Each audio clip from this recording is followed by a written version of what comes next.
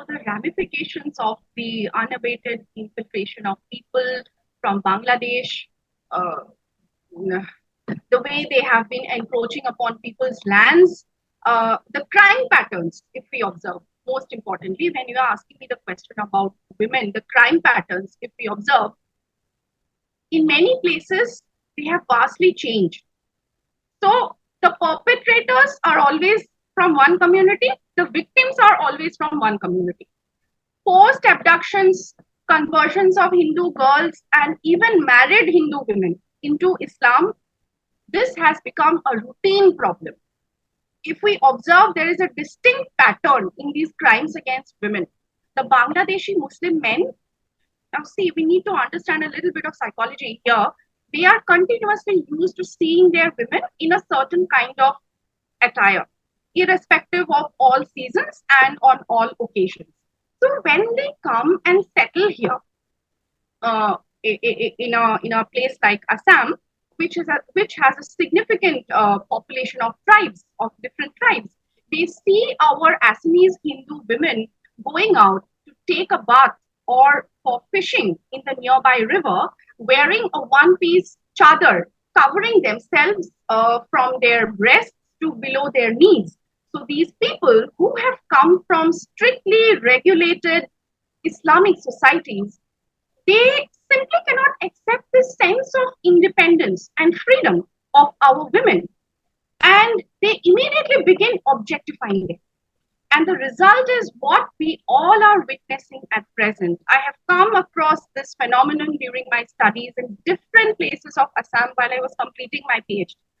The rate of employment of child laborers has also recorded a sharp increase in Assam over the years. And this is a completely new phenomenon which was not witnessed in the indigenous Assamese society earlier.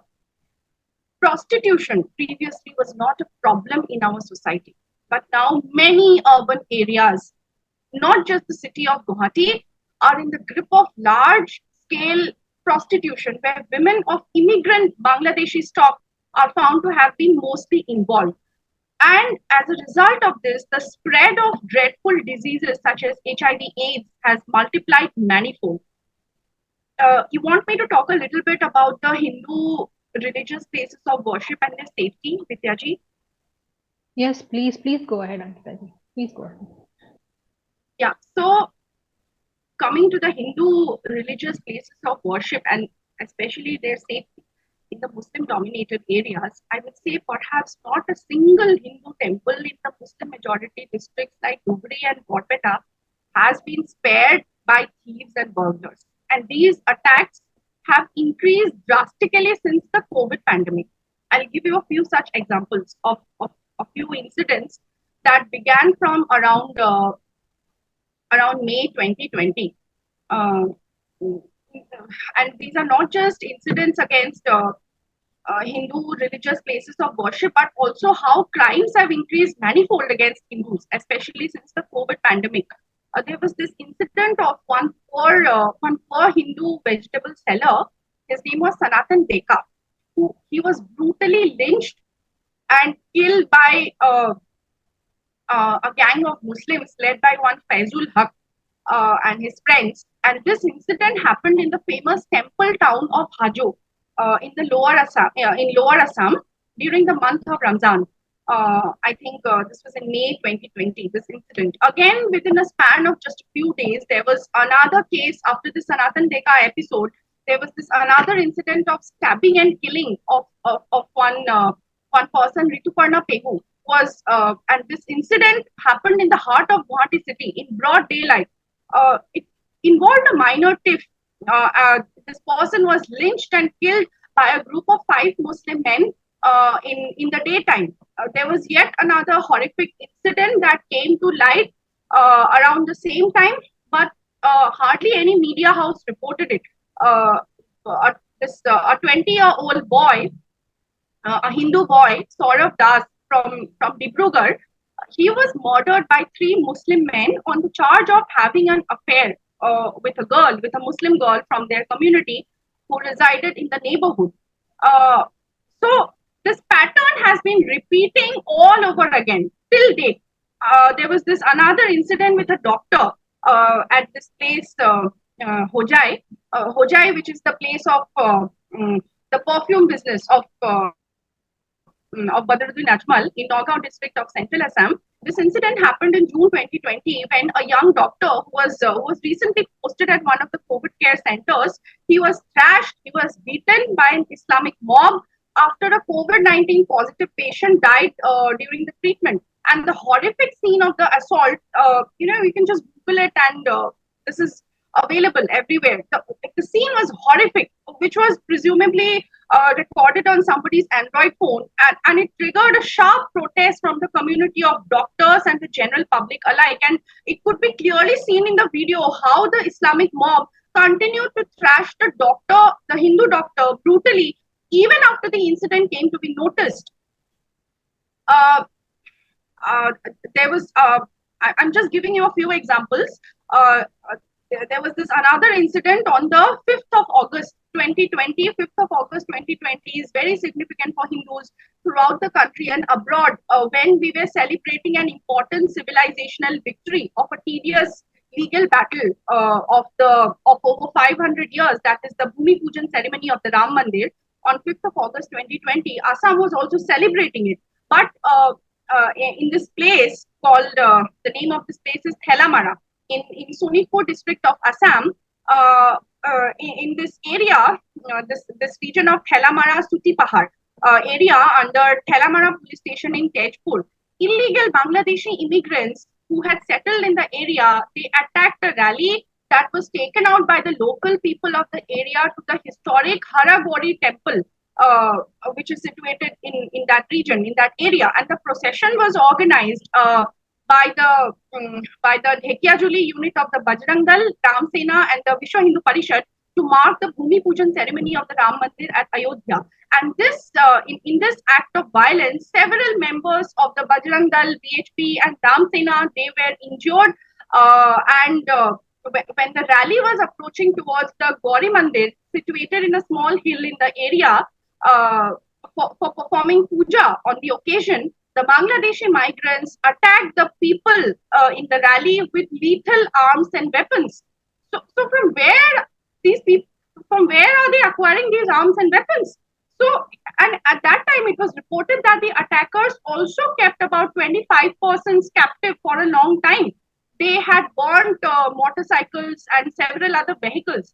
And this particular attack by illegal immigrants upon members of the Hindu community with the use of lethal arms, it raised an important question. Like I just mentioned, what is the source from where these people of doubtful nationality, who mostly survive on menial jobs such as day laborers, rickshaw pullers, how are they procuring arms?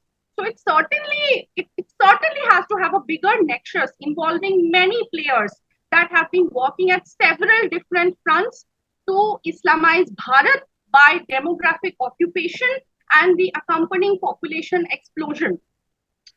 A few years, in fact, this area that I mentioned, Thelamara, Suti Pahar, several incidents of rape and molestation have been happening continuously for over the past several years. There was this one incident of rape and murder of a Nepali woman at a place called Garudaba, near Suti Pahar under Thelamara police station. During my interactions with the locals here, they had mentioned how some influential land mafias have been selling lands to suspected illegal Bangladeshis, and this has been responsible for changing the entire demographics of the area within just a time period of a few years.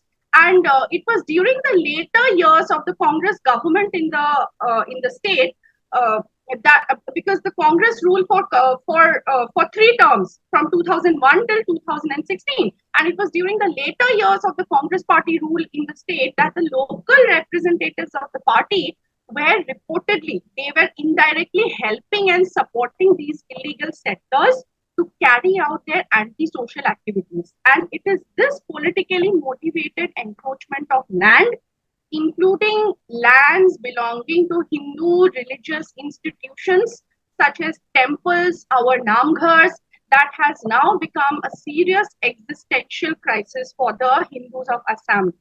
Many suspected illegal Bangladeshis have settled not only in the area surrounding the Tejpur Legislative Assembly constituency, but also in several other adjoining areas, including the famous Bumuraguri Bridge to the Vishnu Prasad Rabha Samadhi Kshetra that is on the north bank of the Brahmaputra.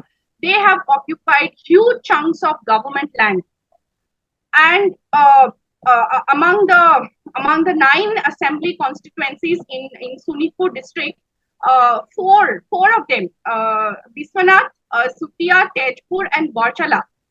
These four of them have been the most highly affected ones. And what they do, I'll tell you about their modus operandi. After encroaching land, after occupying land, and they make these areas their safe haven. And it is after that that these illegal immigrants start carrying out their various unlawful activities such as car lifting, burglary, theft, robbery, love jihad, running of cow syndicates, in close association with certain local influential forces. Before concluding this, another incident is coming to. I can remember this another incident that that took place in September 2020, and these incidents have been very common. But this was something which had garnered quite some media coverage at that time. There is this Vaishnavite monastery in Borpeta district of Lower Assam, Gonakuchi Hotra, which was ransacked, and the Guru Akhon is the main. It can be understood as the main Garbhagriha, where the Bhagavad Puran is kept on a seven-tiered wooden throne. It was burnt. It was reduced to ashes by one. The name of this person was Rafiqul Ali. He who also threw away the precious belongings of the Satra, including the religious texts here and there. The culprit had also thrown away the Mahaprasad that was kept in front of the Akhon. And during my interactions with several local residents of these areas, they had asserted that such acts of vandalism against Hindu temples and namghars are quite common in their areas where Muslims have become a majority.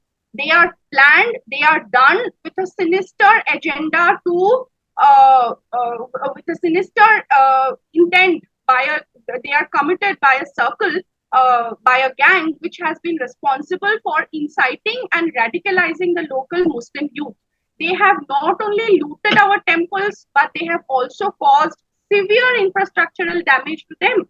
So the most important question is, like, when one side is actively seeking for violence at even the most minor instances, it lays bare, right, the liberal hypocrisy of all cultures and civilizations being tolerant and secular.